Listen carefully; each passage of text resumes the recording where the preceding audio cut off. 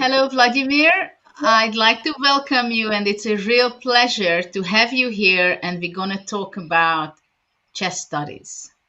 The Chess Artistry Competition, which I dreamed of a few months ago, and the reason is because unfortunately, Paul Benko is not alive anymore, and I wanted to appreciate his work, and I organized this event for composers to have in his memory. And when I asked you if you can join me on this journey and be the patron together with me of the event, you were not hesitating and said, "Of course." So I'm really grateful for that. And I think it's nice to talk about studies itself with you.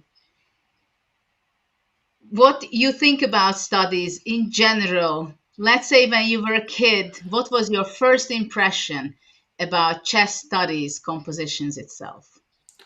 Well, I think that we all play chess not only to win tournaments, money, rating, and glory, but also because we like it, yeah, because we find it beautiful. I'm absolutely sure that without this aesthetic feeling, you cannot be very successful in chess. And that's why, at least, not only top players, but I don't know any actually chess player, amateur also club player who wouldn't enjoy studies, because yeah, there is something in it which we all appreciate independently on the level. And of course, I know, well, Judith, that we are sometimes exchanging some beautiful studies with each other to solve, which we find, really entertaining and beautiful. And of course, I always sometimes, even though I'm not playing chess now, but there are some chess sites with studies, and from time to time I go there and try to solve one or two when I have a free time, because I just enjoy it. There is no practical sense in it, but I just like it. And yeah, from the childhood, of course, we all loved different type of studies, mates, or winning, drawing studies, yeah, more endgame studies. So, and I remember I even composed one, if you can call it composition, because it's not a great study, but quite often what happens that while analyzing your own game, you find some very original idea, which is beautiful, and then, you try to. Sometimes, if you have time and if you like it, then you are trying to create some kind of study out of it, and that's what happened to me. Also, I analyzed some of my endgame from a game, and then I saw some interesting motive, which was new to me at that time, stalemate motive, and then I tried to create at the age of 10 or whatever, yeah, more or less was that age, and to create some kind of study out of it. Yeah, if you want, we can go through this study. It was my first one, and then the second. Then I made the second one much later. I will tell you the story, and so far that's it. But now I'm more, uh, uh, trying to solve studies than to create them. But who knows? Maybe one day we'll come back to it. So before we continue, then let's get the chessboard on and let's see your study and share your feelings. That how was it when you were 10 years old that you made it? What kind of feelings you had during you were creating it? I don't remember. It was quite some time ago, Judith. I'm 46 now. So, but well, it's just the feelings, and you find, in your own game some beautiful idea, and then you're fascinated about it, and of course, then you want to make, because I was already solving lots of studies. I liked it, so you want to create something on your own. Of course, at that time was much more difficult. First of all, at the age of 10, you are simply not such a good player yet, and secondly, there are no computers to check it. But finally, what I managed, maximum I could manage, is this position. And of what I found analyzing one of my endgames, that this motive, that of course white should push his pawn, black is pushing his pawn, and the motive is ace h3, ace7, h2, and the motive is, in case of a8 queen, then h1 queen. is drawing, and because after queen takes h1, it's a stalemate. And this I really had in my game. I mean, this something very similar. And so then a8 bishop is the only move to win. And now it's still not over because king h3. And here, I don't know if there is more than one way to win. I think computers are saying nowadays knight f2 check is winning, yeah, instead of king b3. But I'm still not sure after king g3 what is the idea. Isn't maybe the idea is still to come back to d3, or maybe knight e4 check, but I'm not sure. Knight e4 king g2. So maybe it's the only way to win. I don't know. Anyway, I found this bishop h1. Also, kind of idea which I liked at that time. So I mean, yes, let's say king b3, g3, yeah, knight e1 and g2, and yeah, I remember analyzing it. Bishop takes g2, king g3. I couldn't really understand how to stop king f2, king g1, and then I saw this bishop h1, king f2, knight f3 idea, which is kind of cute because bishop on h1 and knight on f3 are self-protecting each other. Yeah, so but it's still not totally over, and that's why the pawn is on d4, because then d3, still king c3, king e2. And well, strangely enough, there is still some fight, because if knight goes to d2, king f2 back. Yeah, well, black is trying to go back. So now knight takes h2. Yeah, this king f2 back, and probably nothing better than knight f3 again, I suspect. So that's why knight takes h2, d2, bishop f3 check, and it seems that it's over, but still king f2. And the only move actually which wins for white, because is bishop d1, not too difficult, but still it's the only move, because in case of bishop h5, king g2, knight g4, but now d1 knight is the only move which is drawing, yeah? Because if not knight, then white has knight e3 check and takes on d1, but d1 knight is a draw. Okay, not a big deal, of course. It wouldn't get a prize in your competition, but well, a good memory. Spending few hours trying to create this study. And then the Okay, second one was actually, let's leave, unfortunately, yeah. let's leave the chessboard out, and then we'll come back with some more. Okay. Yes, well, then there was a second one, which is unfortunately I haven't, well, I don't remember it, but actually it was also strange because the same story. I analyzed some endgame, and it was on the way to Manila Olympiad. I remember very well, 92. And well, it was a long flight, Moscow, Manila, and together with the team, and Garry Kasparov was there as well. And I analyzed some position. Then I started to. I remember the idea. Well, which was new to me at that time, how to draw. Drawish, very original idea in a seemingly losing position, but there is a trick. So I wanted to create a study which would end in this. And I remember I spent like 1 hour, and it seemed to be like to me like a pretty complicated study. I mean, not easy at all, with few difficult moves. Unfortunately, again, I haven't recorded it, don't remember already. And when I finally finalized it, I decided to come to Gary. He was sitting like 2 rows ahead, and just to show it to him. And he solved it like in 1 minute.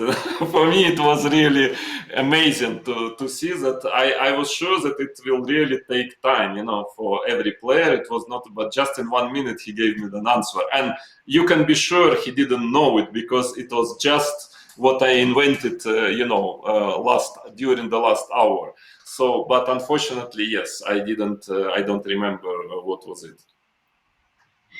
Well, I did create that was the end of my chess composer career so far.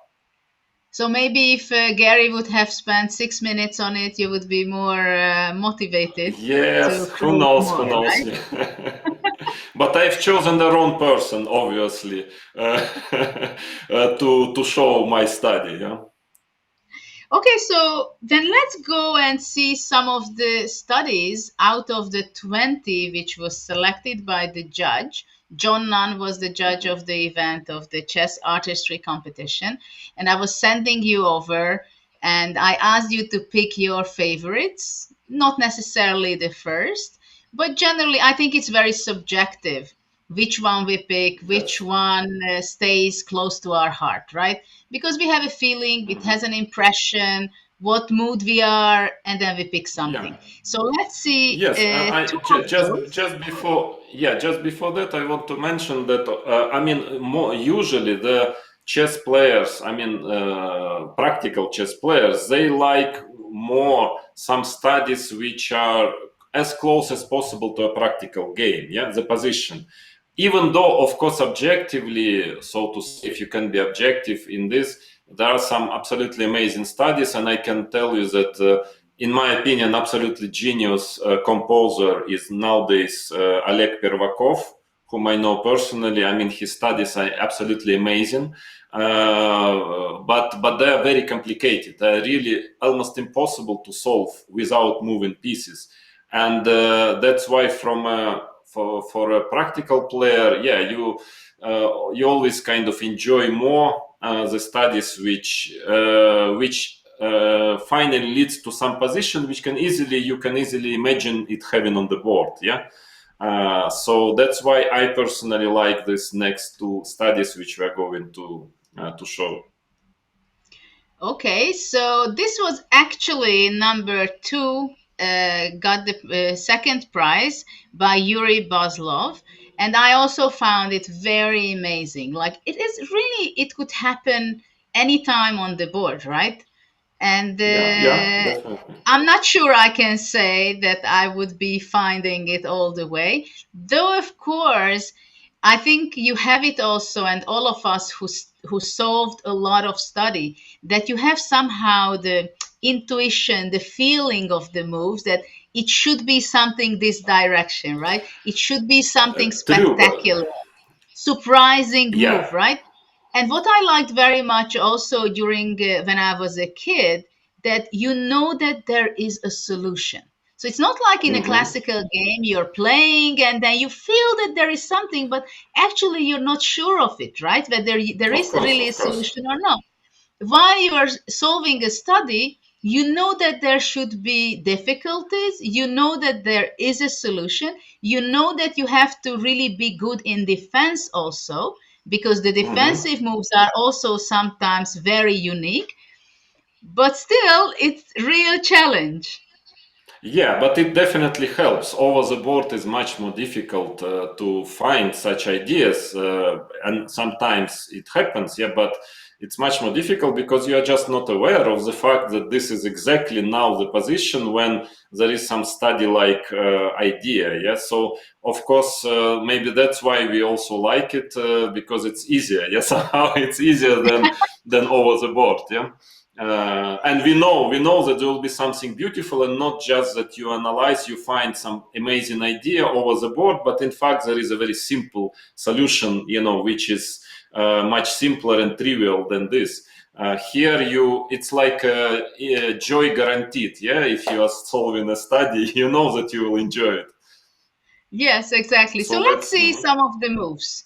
So black is keeping the control over the e8 square. So that is why the first move is knight e4, centralizing the knight, trying to deflect yeah. the What f6 knight.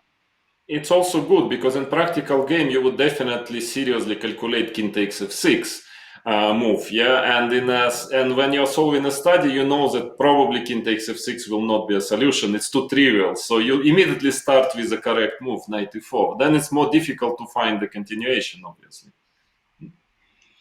Yes, because actually in this position there is not much of a choice, I think. There is basically we Hmm. understand who has a great deal of experience solving that there should be something already, right? I mean, d6, there Hmm. is a check on b3, so there should be something great. So the next move, I think it's pretty obvious. Yes, Takes, knight d6 takes, check, rook takes, d6. takes. Yes, and now king b7. And of course, I mean, basically, what when studying it, I would definitely think that well, king b7, rook d8 looks winning. So I would start to search, which actually is not the case in a practical game. Maybe I would stop after rook takes d6 and think that it must be winning simply, yeah. But in a study, I would well understand that there is some defense here, and then yeah, and after rook d8, suddenly when you start to calculate, you realize that after queen a7, e8 queen, queen e3 check, yeah, or yeah, it is a kind of amazing perpetual, which is quite difficult to see, yeah, in advance. Yes, I believe that, let's say if there is a rapid game or blitz game, you would just play instantly rook d8 to say, okay, somehow I get Yeah, out of this perpetual yes, check, yes, right? and if not, not bad luck, yeah. But there is no way to get Yeah, out there of is this perpetual. amazing way of making a draw because black has a c7 pawn and there is a check on d6 and then queen e5 and it's a draw. I Mhm. found it quite amazing, this kind of draw. Yeah, it's pretty So, rare because normally king escapes in such positions from checks. Yeah. so when you have your intuition with solving, you also understand that we just made three moves, so rook d8 shouldn't be the end of the story, right? Hmm. Yeah. So the winning move is to leave the rook attacked and play king f7, trying to transpose into winning pawn endgame. Which I think it's also interesting to mention that in this game, for example, this study, of course, it's based on a basic theoretical pawn endgame, which we all learned when we were kids, right? So you have to know quite a lot of theoretical positions in order to be able to solve some of the studies because you build on your Definitely. knowledge. So the obvious move in this position obviously is e8, and you are just calculating the pawn endgame. But there is a way for black to save the game, which is giving a check, and white might think that after queen e7, game over. But there is a resource for black, which my favorite, to tell you the truth, to have stalemates. And this Yeah. is why black can save the game by playing king a8 here. And after Yeah, queen by the way, c7, it's kind of typical, also typical idea, typical, but of course not easy to see it long in advance. I mean, I think white can probably manage to get the d6 pawn somehow to win it and try to win in a slow motion this endgame, which is probably objectively drawn. But again, yeah, it's might be.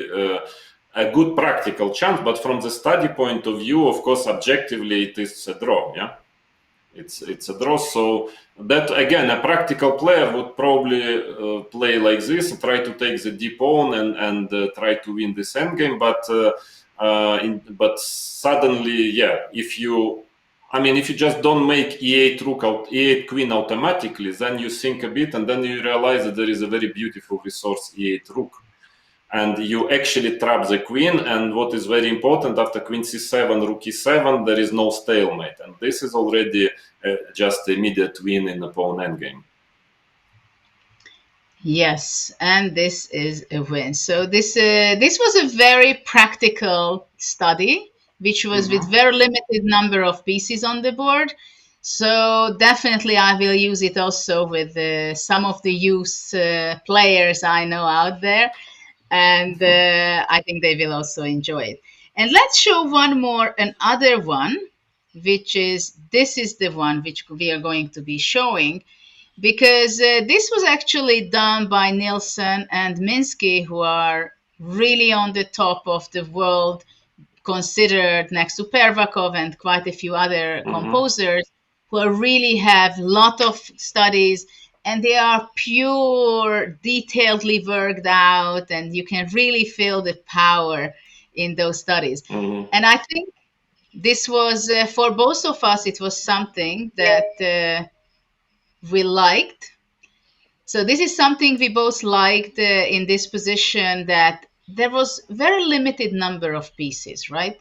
And this is the kind of position where you easily say, okay, draw because we both queen. We don't play it out. Yeah, yeah, and actually the thing is, the thing is that what is amazing is that, I mean, you cannot imagine it can be winning. I mean, you try to win it by force, by check, check, check, trying to mate. If there are no mates with checks, then it's just a draw. Yeah? And it's actually difficult to imagine that white can win in this position. And because in fact, if black wouldn't have this bishop very often, then it would be a draw simply. But it's really a rare occasion that you can win queen and bishop against queen and bishop without checks, yeah, without mating with checks. And that's what I find quite fascinating, yeah, about this study.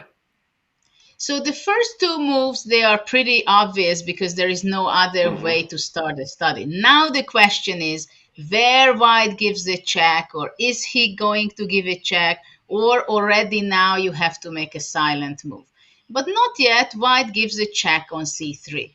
So the idea is that black cannot go to b5 because queen b4, king c6, white goes queen b6, and the d1 queen will fall off after queen d6 check. So this is something we see that it's not possible, right? So after queen c3, the only move for black is to go back to a6. And it really seems like there is not going to be enough because if white goes queen at a3, for example, then already the queen can block it from a4. So let's Mhm. see what white plays. It is a quiet move now. Queen b2, Yeah, threatening that is still possible to find. Not easy, but possible. But then it becomes really difficult because black obviously has the only move bishop d5, and now again I would definitely start considering thousand checks, and that is very difficult here to find a way to win this position. It's really difficult, I believe. Yeah. King a5, So then you have to move queen to c3, king a6.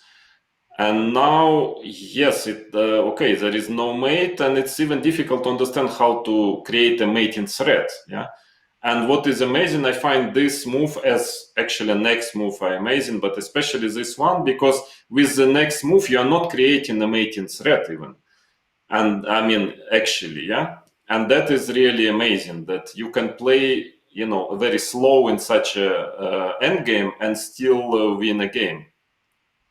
and I want to tell you that this position was, there was an inspiration to this study composition because there was a game between Dubov and it was an amazing game which actually had the same final punchline what is in this study. So that I also found very interesting and amazing that you see a spectacular attacking game, and after that, you see a position very clear down to very few pieces, and we show exactly the same idea, which will come just in a few moves.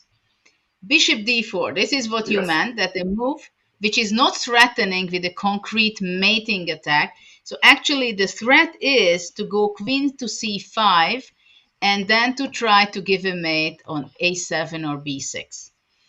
So Yeah, and black played. what is hard to imagine that black having two moves basically, yeah, two moves in a row to create at least a check or to get the king out of the mating net, but he cannot actually make use of these two tempes, and this is very rare occasion, and that's why I found it really exceptional this study. And the thing is that by bishop d4, white is cutting off the road for the queen to defend on the d5, right? But at the same time, for poor black queen, he has to stay somewhere near in the queen side because for now he has to control this diagonal or to play something that he has another idea. So this is what he played, queen b1. So now you may ask at first that, but we have a mate in 2, right? Queen a3. But unfortunately for white, then bishop a4 and the queen from b1 would give a check to the king on b8. So this is not possible.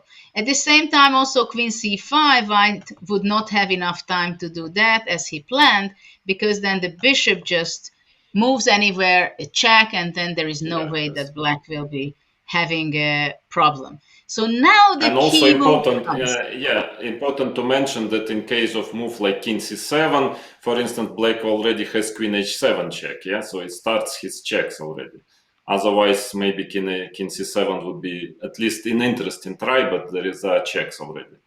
So yeah, so and now again, now the key point of the study, even though I find bishop d4 also extremely difficult move, but this one is a pure beauty now. Bishop b6. So this way it blocks the opportunity for black to move away with his bishop, because now the white king is not going to be in a check. And of course, more importantly, right now white is threatening queen to a5. So what happens if black takes the bishop?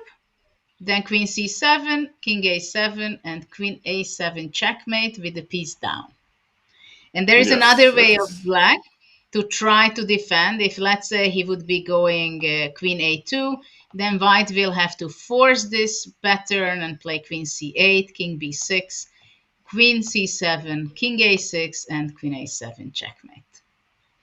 Okay, so thank you for showing this, and now we don't need the board anymore, because I want to ask you some more questions about Mhm. studies, because it keeps me engaged, and I'm puzzled that I think studies itself and composers, they do not get enough recognition. At the same time, I also feel that how interesting it is that many of the composers, they are even under 2000 players, you know? They are not Mhm. grandmasters, they are not even masters. I know also some competitors in this chess artistry competition. We had youngsters also, teenagers, and they are like 1600, 1700. And for me, it's very interesting that how is it possible that there is a good amateur player can create something that even top grandmasters have difficulty to solve it. So, what do you think about that? Why is this possible that a much lower rated player can create and compose something spectacular? No, I think that also top players or strong grandmaster can potentially do the same, but it's just that they don't have time. They're too busy, learning some opening variations of Najdorf or Ruy Lopez. That is the main problem. But what I find nice that players who are not playing chess professionally, who are not earning his life with chess, that they like it so much. Sorry, that they're ready to spend time, because it's not easy to make a study, especially such beautiful as we have shown you now. It takes a lot of time and effort, so it's a pure kind of pure artistic effort, which doesn't bring you anything than pure pleasure, aesthetic pleasure, and that is very very rare, I believe, nowadays. And also at the same time it's very beautiful somehow, because it shows that chess, as I think Tarash, who said this, that when he was asked what do you like most in chess, what do you think is good about chess, said that chess, what is the most important, that chess is a game which can make you happy. Yeah. Okay, very simple maybe, but in a way, when you are, I guess, when you're composing it, you are happy. When you are solving it, you are happy. Maybe it's a short moment, but it is very important, yeah, for people who like it. So that's why I really appreciate those chess composers, and especially those professional chess composers. I know, for instance, Oleg Pervakov, who is a great composer, and sometimes he goes for 1 week outside of Moscow to his dacha, and just because he knows he got a couple of ideas and he needs to work on it, so he spends 1 week outside of Moscow trying to find, to create a beautiful study out of it. And that is something, yeah, that is quite something which I personally really appreciate. Well, I think we did see these great two of the fantastic studies. And we have many others, which I'm going to be sharing with the audience also in other forms. Thank you very much, Vladimir, for sharing your thoughts, your own study which you made when you were 10 years old. I do wish you that maybe later on you will have the desire and the time to create more studies. I did some, and I I hope that I will be able to create more, or we can jointly implementing some yes, ideas. And very I good, think it's very good. important. It's very important what you said, that it gives joy and happiness, solving them, creating them, watching them. So thank you very much for being the patron also for this chess artistry competition, and hope that we are going to be continuation. Thank you, Judith. It's my pleasure to take part in your festival, and I wish you good luck with it, and hope to see you next year there in Thank you. Budapest.